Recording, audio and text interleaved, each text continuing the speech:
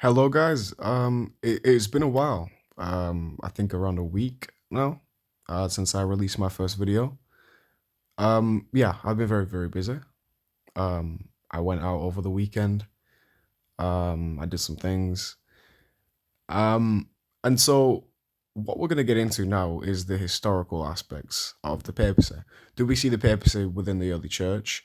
You know, where is that kind of weight that the papacy holds in the early church? Is it there?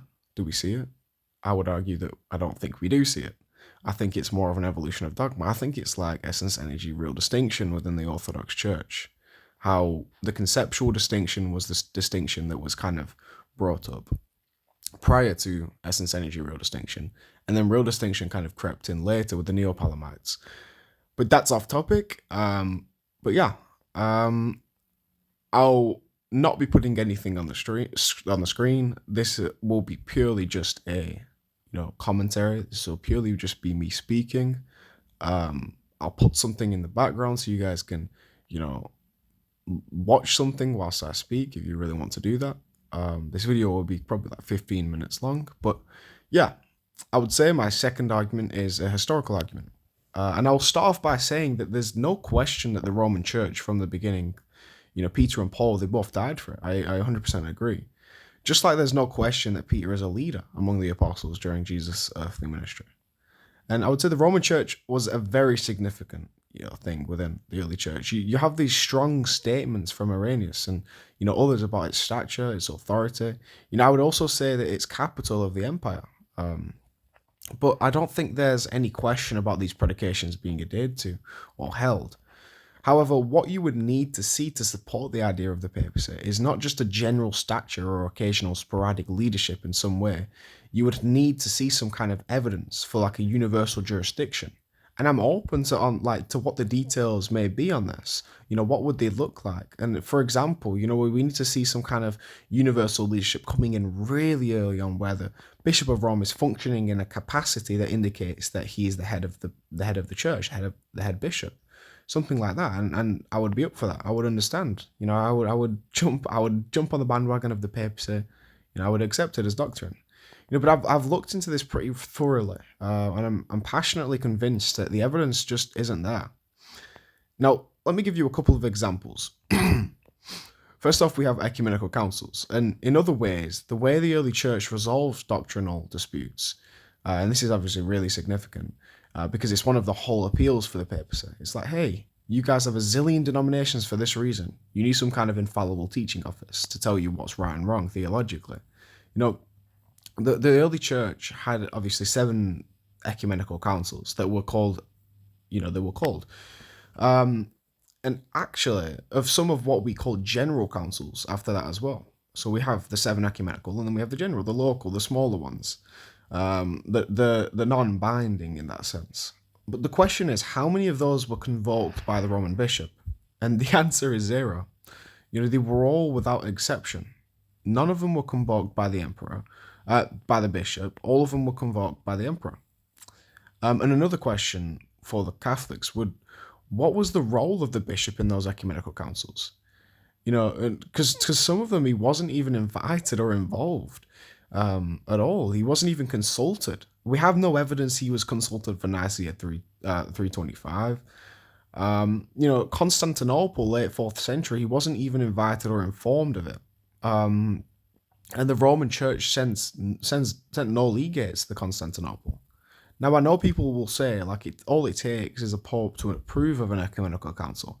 However, I would actually dispute that based on the way the pope is now framed in terms of his role for ecumenical councils. You'd think about it, right? Let's just put it into picture. Let's say Vatican II.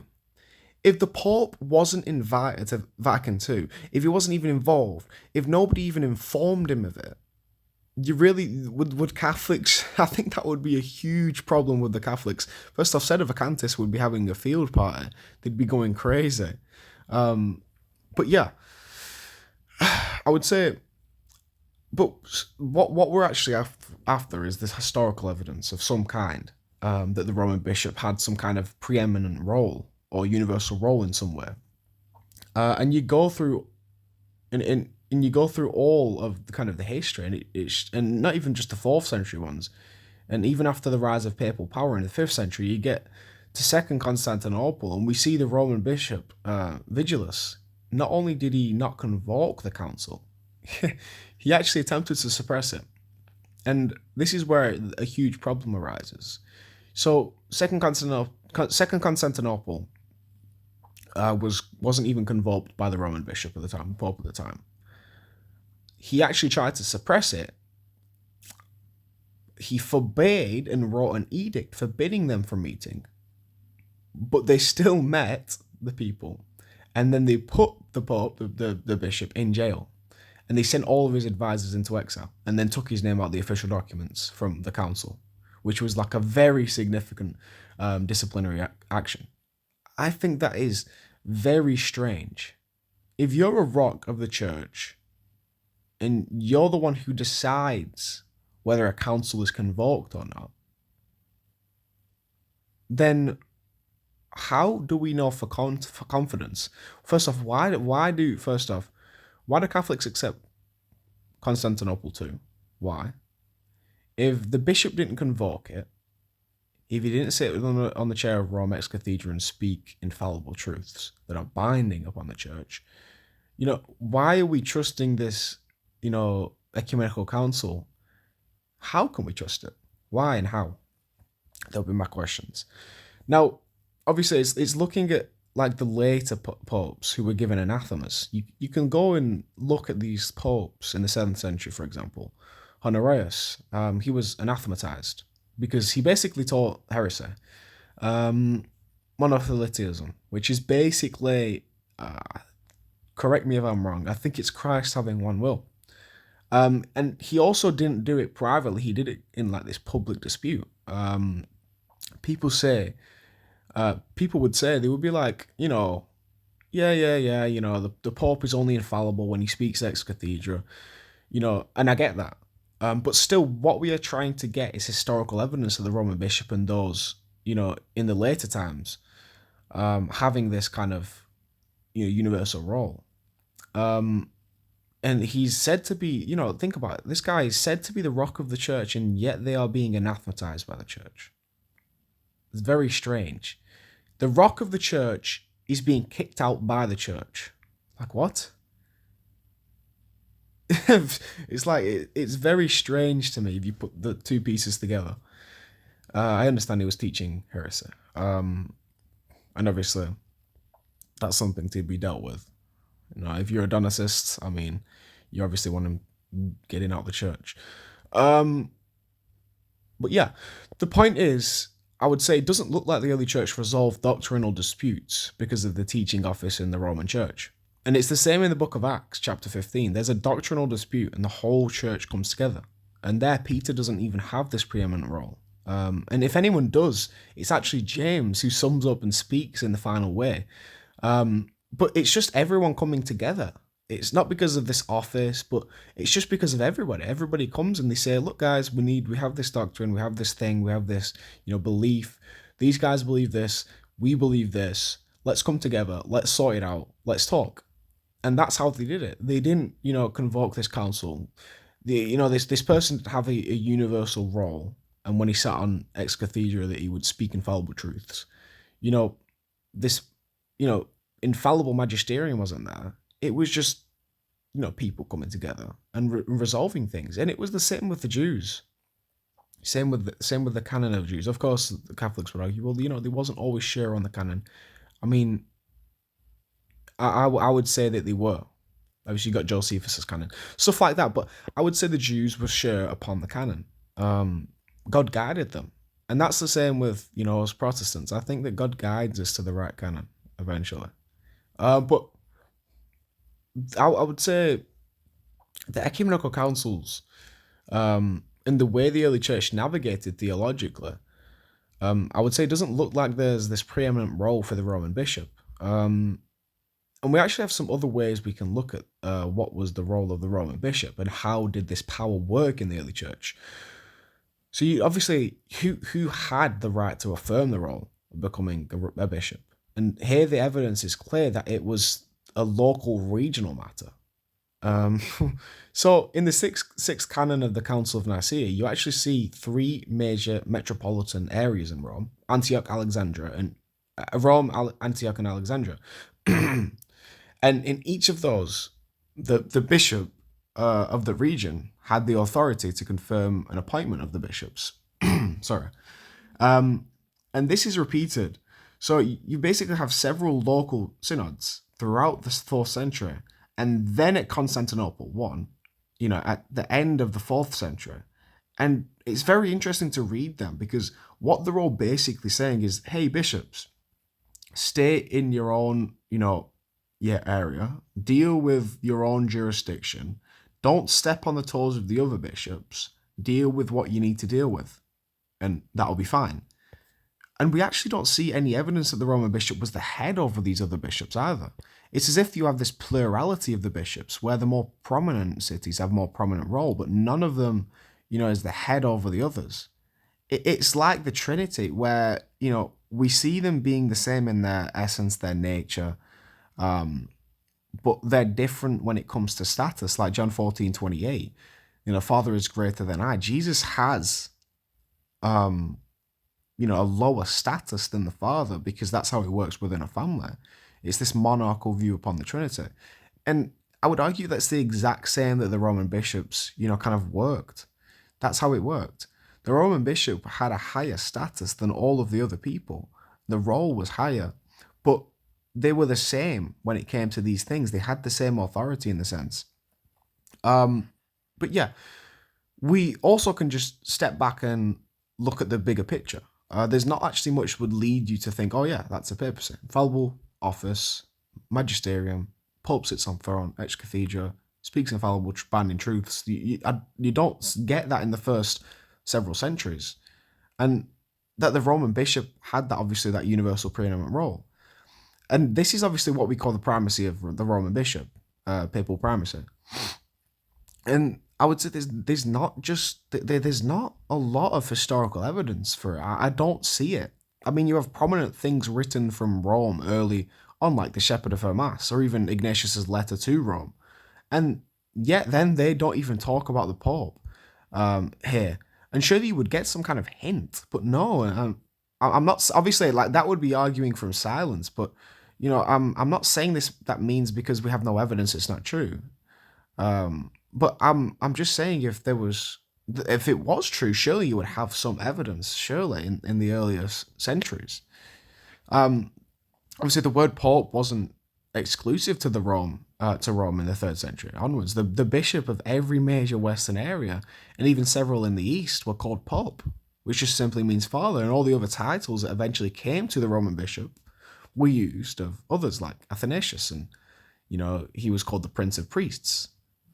Prince of Priests. He was called the Prince of Priests, or the Father of Fathers, which was used for a lot of bishops like John Constantinople. But eventually, all of these titles kind of collected. When you read history, it's really strange. They all kind of collected and went to the Roman bishop. But for several centuries, you don't see that. You don't have any sort of special emphasis on the Roman bishop. All the emphasis, this special emphasis that the Roman bishop had, it was kind of spread out, and everybody, all the other popes and all the other bishops had all of these things in all the different areas. Obviously, they didn't have the, infallibility of the pope because none of them had it. Now, there is various ways people would look and or dispute this one. And you would basically, the way that you would be able to do that would be looking at various things the Roman bishop does do. One would be in the letter of Clement to the church in Corinth. But I've never actually found a strong argument, a strong appeal from this letter. I think it's very interesting reading the letter that Clement writes. But though, I would say, though, as there's a lot of bishops who write letters to churches, it doesn't prove universal jurisdiction of any kind. Just because he's writing to this church doesn't mean that there's the papacy. Ignatius' letters to various churches, which is after Clement's, are arguably more commanding and authoritative. Clement, in the response to the appeal for the Corinthian church, it doesn't prove a universal jurisdiction. I don't know why Catholics argue that. It doesn't make sense. Um, Obviously, some may point to Victor. He was a late second century bishop. There's actually this dispute about what the proper date of Easter is, and Victor seeks to excommunicate a number of people disagreeing with him. Irenaeus obviously rises up, and then you have Eusebius saying they basically sharply rebuked him, and so he backs down. And so people from this basically say, "Oh, look, Victor wouldn't have attempted to do that because if he didn't have the right to do that, you you're basically saying that he wouldn't have done that if he didn't have the right to do that. So therefore, he must have had the right to do that. Therefore, he must, you know what I'm saying? That's what Catholics would argue. But you can't just prove a positive from a negative like that. That's very strange. You know, there has to be more weight, right? How do you know? People have done some strange, crazy things in the early church, right? If you read, if you read a lot into the church, people have been stepping out of line for centuries. People always stepped out of line. It doesn't prove that they had this right to do it. It was just that they were acting, not in accord, not with the church. Um, but yeah, just because someone attempted to do something, it doesn't mean they had the right to do that thing. I'd say the reason Irenaeus and some of the bishops rebuked Victor was because he was overstepping his bounds. There's also other popes who are rebuked, like Stephen in the next century by Cyprian. And eventually in the 5th century, I would argue that that's when you really start to see the idea of the role of the bishop. Then the pontificate of Leo the Great, and that would be, for example, and then definitely in the 6th century, you have a massive consolidation and the expansion of papal power with Gregory the Great. He's an incredible leader. I love him. Great book of pastoral rule. Recommend it. But yeah, I would say that you have this huge shift in the 5th, 6th centuries, especially with Gregory the Great, when it comes to the idea of papal power. It wasn't recognized back then because it would be an evolution of dogma. And that would be my concluding appeal. I want to, be a part of the one true church. I want to be as historical as I can. I believe in the Holy Apostolic Catholic Church, and I do this by being Protestant. Now,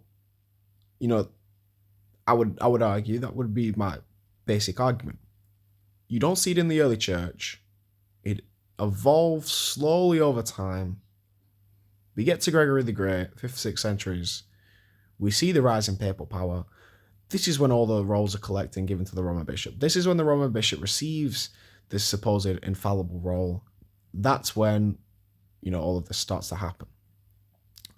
But yeah, guys, I really hope you enjoyed part 2. I know there's a lot of Protestants out there that are considering Catholicism. I advise you not to. I'm a Lutheran. I'm trying to get myself into a Lutheran church, hopefully, God willing. But yeah, thank you guys for watching, and God bless you guys.